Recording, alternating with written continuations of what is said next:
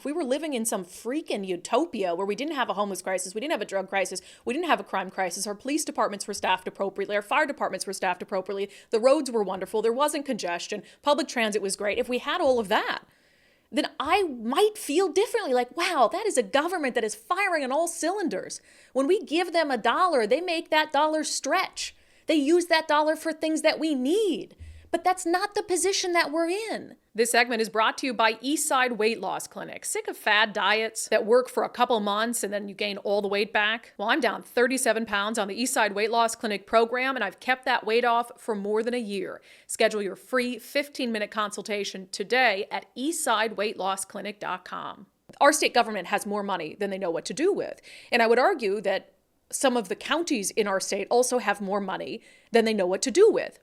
Yet something really not surprising, but I think indicative of how greedy our state lawmakers and Democrats are, happened last night around 7 p.m. A proposal to lift the property tax lid from 1% to 3% was pulled out of the Rules Committee by Democrats, and it's being rushed to a floor vote in the Senate today. We don't know when that's going to happen. I pinged some people. Only the Democrats know when that's going to happen. Republicans are like, we have no idea. So let me explain what this means. So this is Senate Bill 5770. I've talked about it before. And what it would do is it would give counties the ability to raise annually your property taxes more quickly. So right now there's a 1% cap, which means regardless of what county you live in, they can only raise your property taxes by 1% a year. This would change that to 3% a year. It says the legislature finds that the arbitrary 1% limitation on the growth of property tax collections has severely inhibited the ability of counties, cities, and special purpose districts to provide critical community services in the face of significant population growth and inflation. Modifying the limitation on the growth of property tax collections will restore the primary tool local officials use to fund law enforcement, fire departments, and other services Washingtonians rely on. So you think about how much your property taxes have gone up.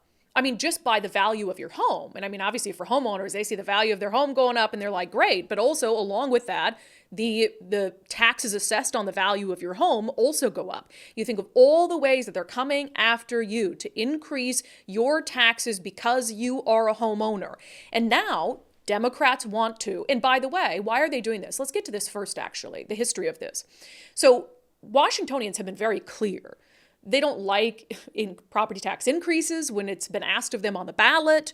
They feel overburdened. Housing is completely unaffordable for working class people. But what happened to get, even in this era of like tax after tax after tax in Olympia? Well, in 2023, something happened back in October. King County Executive Dow Constantine, the only county that Democrats in Olympia care about, Dow Constantine came out and said, if Olympia doesn't do this, if they don't give us more taxing authority, we're going to go bankrupt. It's going to be the worst thing in the world, and we're going to have to get rid of all these programs. Here is a clip from a Como News story back in October of 2023.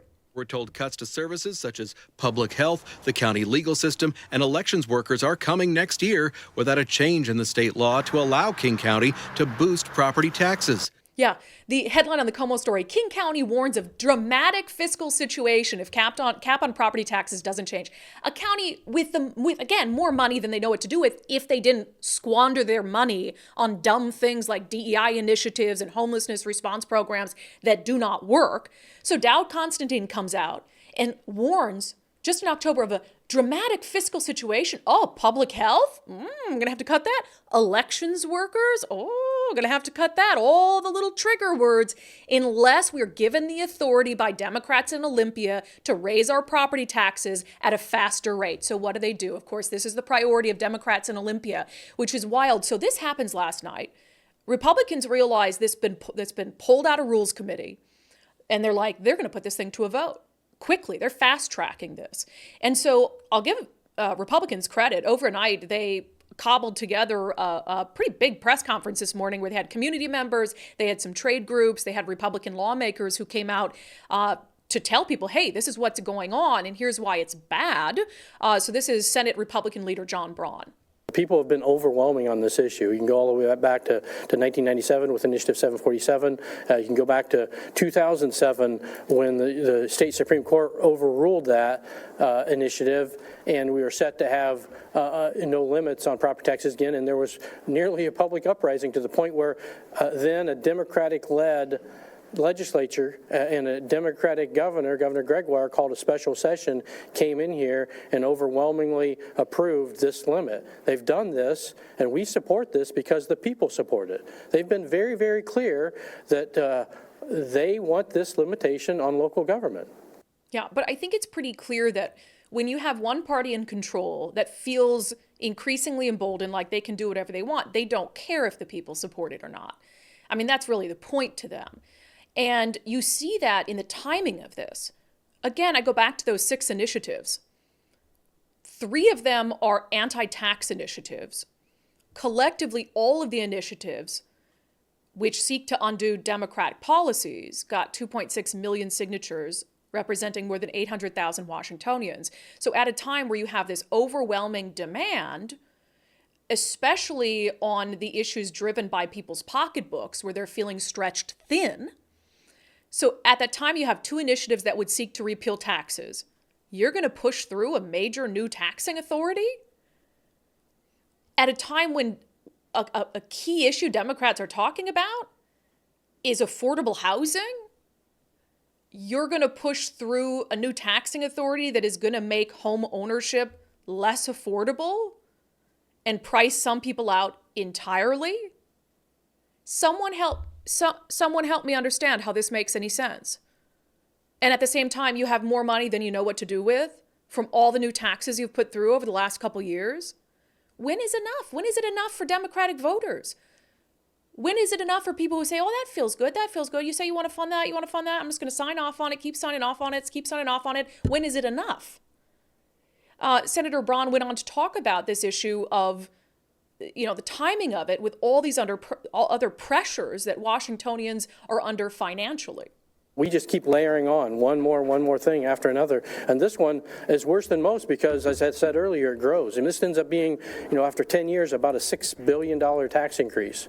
And then it almost $1 billion a year after that because of the compounding effect. This is an enormous, if fully implemented, this is an enormous tax increase, especially in the out years.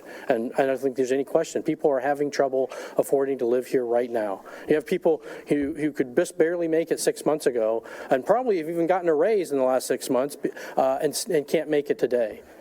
Food, gas, housing, childcare, healthcare, they're all going up because we keep adding more regulation to each of those.